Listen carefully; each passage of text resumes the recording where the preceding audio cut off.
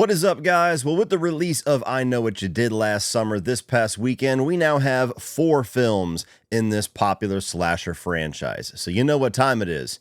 We're going to rank these bitches. Let me know your ranking down below in the comments section. I've also done full reviews for every single one of these films, so as I get to each installment, I'll put a link up here for you to click on if you want my more in-depth thoughts on any of these films. And also give me a little bit of a context. Did you grow up in the 90s watching these films as a kid or as an adult? Did you just watch them for the first time leading up to this new one? Or did you just watch this new one and just recently went back and checked out the other ones? Let me know all that good stuff. Let's talk about this franchise in the comment section below. And with all that being said, let's go ahead and kick this thing off with number 4, which is easily the worst film in this franchise, no question whatsoever. And that is I'll Always Know What You Did Last Summer. This is an incredibly cheaply made direct-to-video sequel that has almost nothing to do with the original films. It's just trying to ape the name, ape the IP, to throw somewhat of a recognizable skin and a title onto a film that really has no redeeming quality whatsoever. There's no characters here that you're interested in.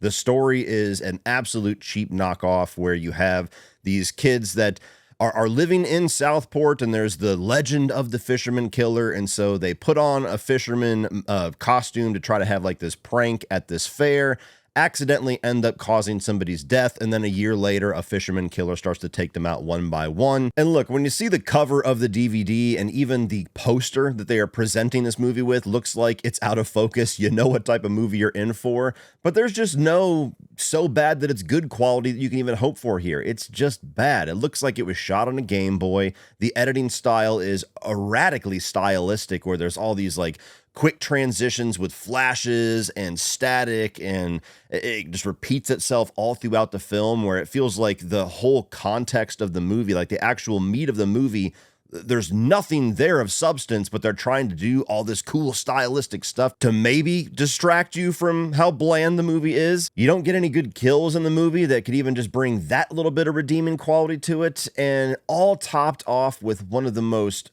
horrendous decisions that you could make for this franchise, which is to suddenly push it into the supernatural. Spoiler alert, the killer is Ben Willis, the killer from the first 2 films, but now he's back as a zombie ghost. And as if that's not ridiculous enough, the methods that they tried to go about vanquishing this zombie ghost is laughable, where they're like swiping at it with his hook, like it's cursed, it's got to be the way to kill him. That doesn't work. Then they eventually decide that they're victorious because they put a ghost into a wood chipper, and that seemingly kills him. I don't know a lot about ghosts, but I don't think wood chippers do shit. So yeah, easily the worst in this franchise, and no matter how many movies we continue to get in this franchise, I seriously doubt there's ever going to be one that tops how abysmal this one is. Unfortunately, coming in at number 3 for me is going to be this new one, the reboot, the requel, I Know What You Did Last Summer 2025. And look, I walked in at first not really having much expectation for this film, and then a lot of the early reactions started to get me actually a little bit excited that maybe this was going to be a nice surprise. And the more I think about this film, the more that I talk about it with others, the less that I like it. Now, on its surface, it's nowhere near as offensive as the previous film, the I'll Always Know What You Did Last Summer. It's competently made. It's a film that goes for a lot of the slasher tropes and kind of has a little bit more of a Gen Z attitude towards it, so I could see younger people maybe being appealed to a little bit more than those that are my age. And it's nice to see Jennifer Love Hewitt and Freddie Prinze Jr. back in the movie. It's cool to see them on the big screen again. I don't really love what they do with their characters, but on just a surface level, it is a little nostalgic to see them back.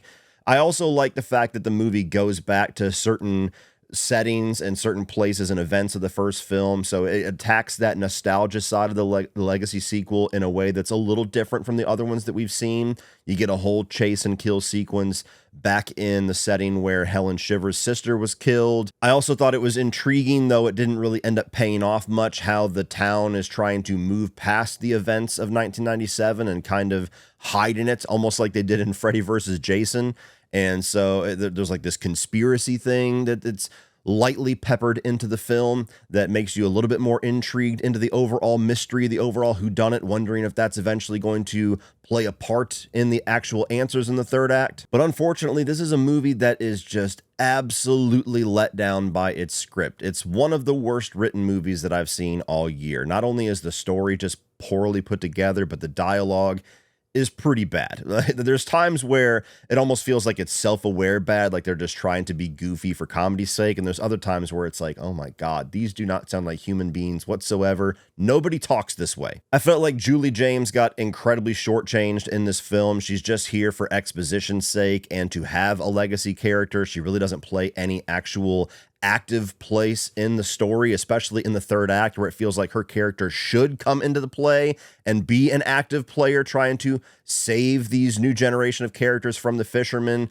But she really doesn't. All leading to a third act reveal where the motivation and the identity of the fisherman killer was extremely disappointing for me, not only because it was just so poorly set up throughout the film to actually earn the payoff by the third act, but they also way overdo some of the hints and some of the red herrings to where it makes the reveals incredibly obvious to me. I've seen some people try to say that the movie actually takes chances and has some pretty ballsy swings, but for me, if you fall on your face to the degree that this movie does in the third act, I can't give you credit for being ballsy. It's just an incredibly stupid decision. And so you're left with a legacy sequel that feels like it rewards my nostalgia for the original film as much as it punishes me for having that nostalgia. Coming in at number 2 is going to be I Still Know What You Did Last Summer. And let me say, I will admit right off of the bat, this is most likely just because of nostalgia. I grew up watching the first 2 films, and this one, even more so than the first one, seemed to play a lot on movie channels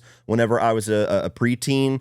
And so I've seen this one probably more than any other film in the franchise. And so likely because of that, this one does cross that territory for me from being just a bad film into being kind of a guilty pleasure, being like a so bad that it's enjoyable type film. It is riddled with flaws. It is a huge step down from the first film, and I would totally understand anybody that has watched these films for the first time more recently, or maybe didn't watch it as often as I did as a kid, saying that this one is clearly below the most recent film. Totally respect that.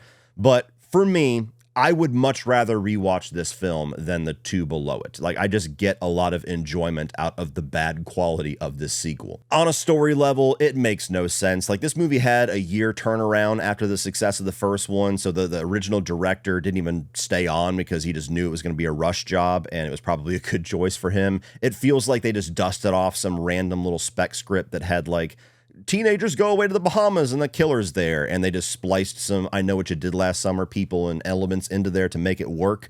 So you have Ben Willis returning. It's treated as a secret, but it's obvious from the beginning of the movie it's fucking Ben Willis. Ben Willis is returning to get revenge on the 2 characters that foiled his plan in the original film. And so rather than just kill them because they expect that he's dead and he can definitely get the drop on them, he creates this huge convoluted plot to trick Julie James and a group of new friends to go off to the Bahamas and have a hotel resort empty and paid for during a storm, and airplane tickets paid for, and a fake radio station and all that stuff, just to get her isolated enough where he can take his revenge. Could have just walked into her dorm room. I think it would have been easier. But nonetheless, that's the plot of the film. You have, yet again, Ray just totally shoved to the side of the movie after he's seemingly knocked out by the fisherman, or seemingly killed by the fisherman in the first act, and then is trying to get to Julie for the rest of the film. So he could show up triumphant in the third act like he did in the first one. And you have really bad replacement characters in this. Like, not to say that the characters in the original film are anything to write home about, but I'm not a fan of any of the new characters here. Mekhi Phifer is absolutely insufferable in this movie. I love him as an actor, but he very much took the Ryan Phillippe role of being somebody that you just hate and cannot wait to see get hooked. You have Brandy in here, who's on a surface likable character, but also is one of the worst friends that I've ever seen in a movie like this, where from minute fucking 1, Julie James is having a little bit of turmoil with Ray. They have a relationship that's also built out of a little bit of trauma. So there's A little bit of a disconnect there, but she clearly loves the guy.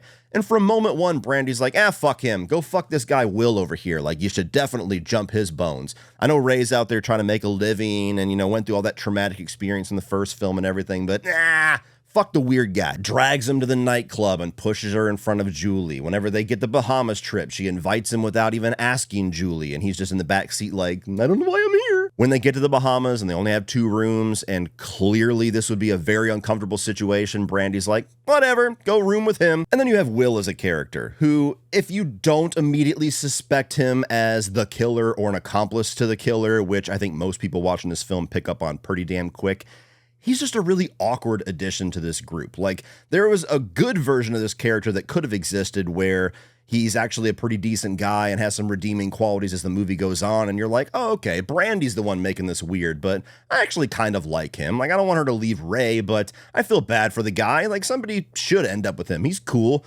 You don't get that version of him at all. He's just a fucking awkward weirdo the entire time. Like, every time he's around Julie James, he's like, I love Party of Five. Please touch it. As I said in the beginning, they treat the identity of the killer as a mystery when it's very obvious. It's Ben Willis or Ben Willis and somebody, so the mystery side of the movie does not work at all. And even though it's a slasher film and you want a higher body count, and I would argue that this is probably the best movie as far as kills in this franchise. I think that they're the best kills, the most violent kills. Not a high bar, but for what that's worth, I would give that crown to this one. But the body count here doesn't necessarily fit the model that was set in the first film, where he's only attacking the people that are a part of his revenge path. The first film, he killed Leonard from Big Bang Theory and did that just as a way to fuck with them because he was the red herring they all suspected. And it's like, nope, it ain't him, bitch. And this one, he's just killing random motherfuckers. Like, oh, Jack Black, let's kill him. Oh, somebody's out here cleaning the pool, let's kill him. Oh, somebody's over here bartending, fuck her, she dies too. And my God, for all of the shit that I will give the 2025 film for horrible dialogue, I think this one still holds the crown for one of the worst lines ever given in a slasher ever. Will Benson? Ben, son. All of that said, I pretty much just shit on the movie for like the last 5 minutes. Why is it your number 2? All of that said, I still kind of enjoy it for all those flaws. For some reason, this one does give me some of that guilty pleasure. I'm sure a lot of it is the nostalgia, but this is a movie that I still can enjoy watching for all of its faults, and I can enjoy poking fun at all of its faults. And I would much rather revisit that one than the 2025 film. Maybe over time, I'll switch my opinion on that. I doubt it, but as of right now, I would rather enjoy the badness of this one versus the badness of the most recent one. Like, even Jack Black, one of the most lambasted slasher characters of all time, I kind of enjoy him. I kind of enjoy pothead, misogynistic Jack Black just running around preying on all the women at the pool. Like, there's just something goofy about it, so sue me. It's my number 2. But easily coming in first place is the original I Know What You Did Last Summer. It's the best one in this franchise. It was the one that kicked it all off, and yet I still would hesitate to call it a classic. It's never been one of my favorites. This is a movie and a franchise, honestly, that has always been in the shadow of Scream. You had Scream, I Know What You Did Last Summer, and Urban Legend that were like the big slasher franchises of the 90s for me. And this one has always kind of been just underneath Scream, but by a pretty wide gap, where I do like the actors here. I do like the mystery element here where they don't know who the killer is, if it's the person that they accidentally killed in the beginning, or if it's somebody else that just knows about it. And it's a fun little ride trying to follow the breadcrumbs. And the ultimate reveal in the first film, I think, is very satisfying, where you find out the person they killed just killed somebody else, and so they kind of fuck with the wrong guy. I like kind of the coastal town aesthetic of this and how it ends on a fisherman boat. Like, the fisherman as a killer, the aesthetic of him, the look of him, never been my favorite, but I do like that whole theme for this first film. I think it fits. And the kills are nothing to write home about either, but they're decent enough for a mid-90s film. And Helen Shivers, her kill scene, I think is ultimately more iconic because of the chase sequence more so than the actual kill. So this is one of the few slasher classics, if you want to call it that is most famous for a chase sequence rather than a carnage candy moment. So that's kind of a unique thing here too. And so while it's certainly not a film I revisit all that often, I'm never like dying to go back through the I Know What You Did Last Summer movies, this is one that when I do sit down and watch it, I have a good time with it. There's something nostalgic there that reminds me of my childhood that I enjoy. And this will always permanently kind of be tied to my formative years.